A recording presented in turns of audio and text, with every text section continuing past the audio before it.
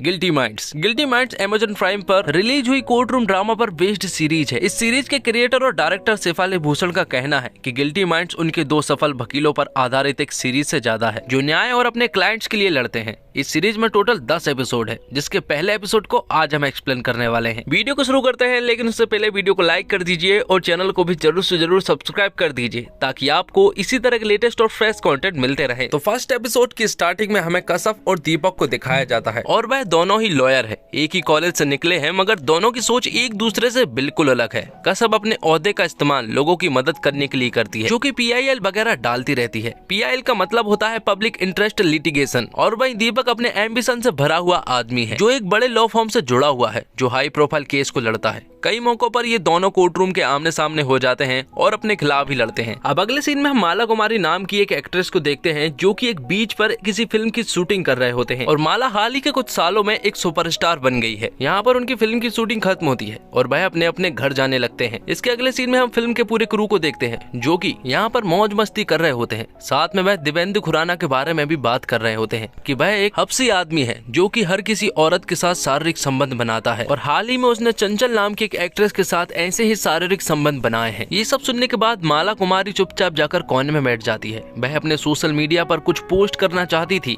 लेकिन वह लिख नहीं पा रही थी। वह थोड़ा सा झिझक रही थी और फिर वह हिम्मत कर लिखती है, Divyendu Khurana is a sexual offender, I am a victim too. अब अगले दिन हम कोर्ट रूम के सीन को देखते हैं, जहाँ पर हम दीपक और कसब दोनों को एक ही केस पर काम करते हुए देखते हैं, लेकिन जज उनके इस केस को खारिज कर देता है। तब वह कोर्ट रूम से बाहर आते हैं और कुछ बातें करते हैं, जिसके बाद वह रात को एक बार में जाते हैं, जहाँ पर वह लोग कुछ केस के बारे में चर्चा किया करते हैं। और फिर उसी रात टीवी पर न्यूज चलाई जाती है, जिससे हमें पता चलता है कि दिव्येंदु खुराना के ऊपर माला ने रेप के चार्जेस लगाए हैं, जिसके कारण बॉलीवुड इंडस्ट्री में एक हाइप क्रिएट हो चुकी है और दिव्येंदु खुराना को जेल भी हो गई है। अब दिव्येंदु खुराना का केस दीपक के लॉ फर्म में आता है, जहां पर कई लोग होते हैं जो कि इस केस को लेने से साफ इनकार कर देते हैं।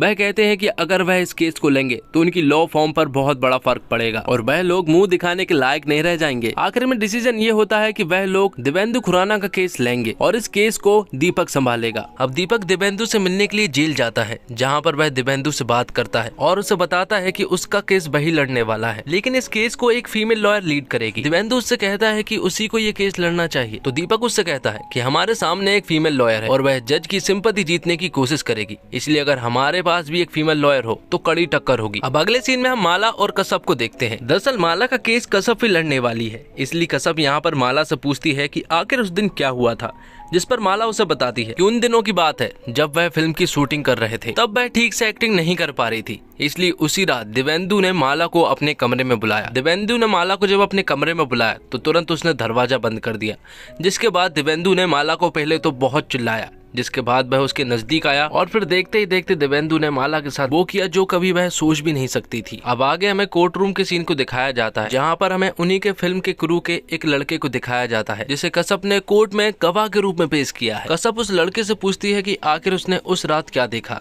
जिस पर वह लड़का बताता है कि माया मैम जब दिव्येंदु सर के कमरे से बाहर आ रही थी तो वह रोते हुए बाहर आ रही थी, जिस पर दीपक की वकील डिफेंड करते हुए उससे पूछती है कि क्या उसने ये सब होते हुए देखा था, जिस पर वह लड़का मना कर देता है, जिस पर वह उससे कहती है कि जिस दिन माया ने एक्टिंग की थी उसने बिल्कुल भी ठीक तरह से एक्टिंग नहीं की थी, इसलिए दिव्येंदु ने उसे चिल्लाया था, इसलिए माया रो रही थी। अब अगले सीन में हम कसब को देखते हैं, जो कि अपने घर पर थी और वह किसी सीमा नाम की लड़की से बात कर रही थी।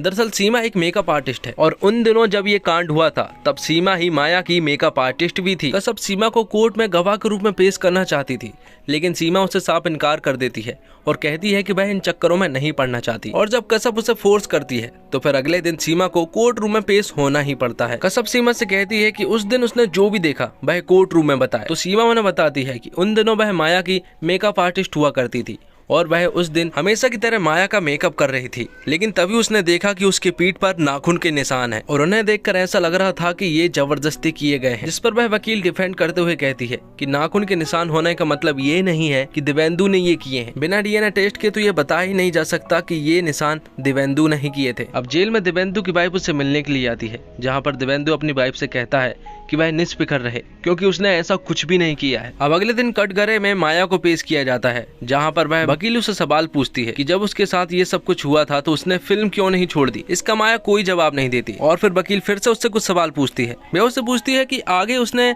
दिव्येंदु खुराना के साथ 2 फिल्में और की है, और वह उससे ये भी कहती है कि तीसरी फिल्म के लिए भी उसे अप्रोच किया गया था, लेकिन उसने उस फिल्म के लिए मना क्यों किया। जिस पर माया उन्हें बताती है कि उसे स्क्रिप्ट बिल्कुल भी पसंद नहीं आई थी, इसलिए उसने ये फिल्म कैंसिल कर दी।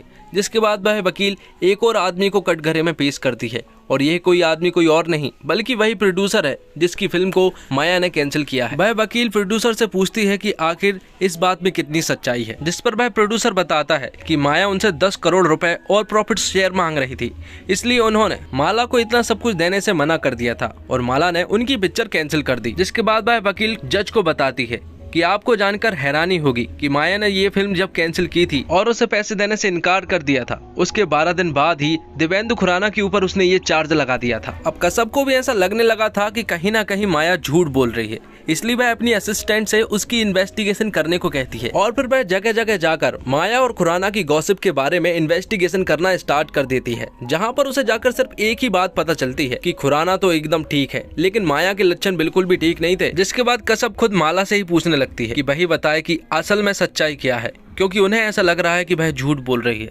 जिस पर माया उन्हें बताती है कि उनके बीच में शारीरिक संबंध थे, लेकिन उसका रेप तो जरूर हुआ है, क्योंकि उसके साथ जब ये सब कुछ हुआ था तो उसने ये सब कुछ एक्सेप्ट कर लिया था। अब अगले दिन कश्यप खुराना को कटघरे में पेश करती है और उससे कुछ सवालात करती है। वह उससे कहती है कि उसने कुछ रिकॉर्ड्स को चेक किए हैं, जिसमें उसे पता चला है कि एक दिन उसने माया को 2 लाख रुपए उसके बैंक में सेंड किए हैं, और वह ये जानना चाहती है कि उसने आखिर 2 लाख रुपए उसे सेंड क्यों किए हैं।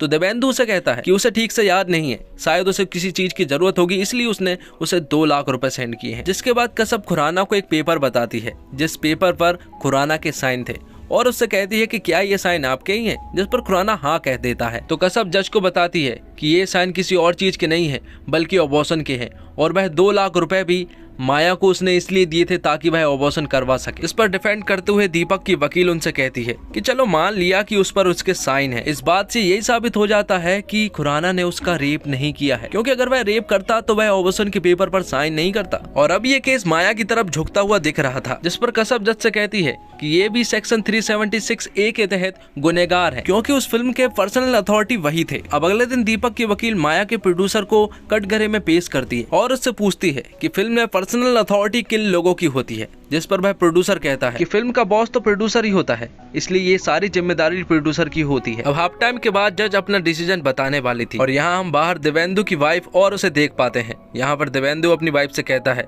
कि वह कुछ भी हो जाए लेकिन इनकी बातों पर भरोसा ना करे, क्योंकि उसने ऐसा कुछ भी नहीं किया है। अब जज अपना फैसला सुनाती है और कहती है कि रेप एक संगीन जुर्म है, और कोई भी ठोस सबूत ना होने के कारण दिव्येंदु खुराना को कोर्ट बाइज्जत बरी करता है। और जो सबूत उनके पास है उससे ये साबित हो जाता है कि दिव्येंदु खुराना का माला के साथ शारीरिक संबंध था, इसलिए सेक्शन 370A के तहत उन्हें दोषी करार पाया जाता है और 5 साल की सजा सुनाई जाती है। अब दिव्येंदु खुराना को तो 5 साल की जेल हो चुकी थी, लेकिन इस बात से भी माला बिल्कुल भी खुश नहीं थी, क्योंकि जो चार्जेस उसने उसके ऊपर लगाए थे उस आधार पर दिव्येंदु को तो सजा मिली ही नहीं। जिसके बाद हम कश्यप और दीपक को एक बार में देखते हैं, जहाँ पर वह दोनों बहस कर रहे थे। दरअसल कश्यप का ये मानना था कि ये डिसीजन जज के द्वारा गलत लिया गया है। वह दीपक से कहती है कि दिव्येंदु जैसे लोग तुम्हारे जैसे लोगों को मैनिपुलेट कर लेते हैं और अपनी बातों को मनवा लेते हैं। लेकिन तभी दीपक कश्यप को किस कर लेता है और कश्यप उसे एक जोरदार थप्पड़ लगा देती है, और इसी के साथ पहला एपिसोड खत्म होता है। तो दोस्तों उम्मीद करता हूँ आपको ये वीडियो पसंद आई होगी। वीडियो अगर अच्छी लगी हो तो वीडियो को लाइक जरूर कीजिएगा और चैनल को भी जरूर से जरूर सब्सक्राइब कीजिएगा, ताकि आपको इसी तरह के लेटेस्ट और फ्रेश कंटेंट मिलते रहे। साथ ही आप हमें कमेंट्स करके जरूर बताएं कि आपको ये वीडियो कैसी लगी। धन्यवाद। जय हिंद, जय भारत।